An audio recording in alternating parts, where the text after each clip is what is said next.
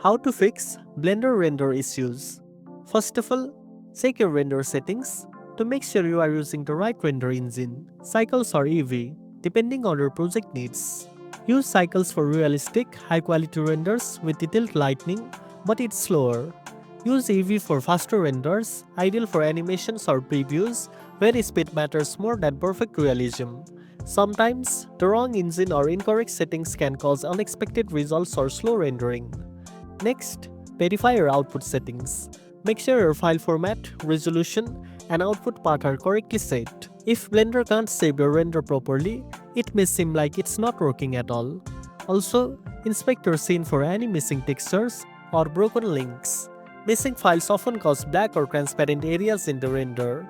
You can find missing textures by going to the File menu and selecting External Data, then Report Missing Files. Another common issue is insufficient memory or GPU errors. If your system runs out of memory during rendering, Blender can crash or stop. Try lowering your render samples or resolution to reduce the load.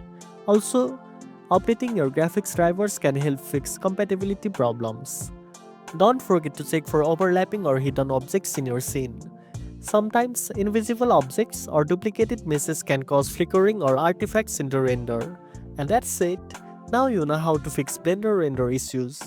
If you found this video helpful, don't forget to like, share, and subscribe for more tech tips. Thanks for watching, and I'll see you in the next one.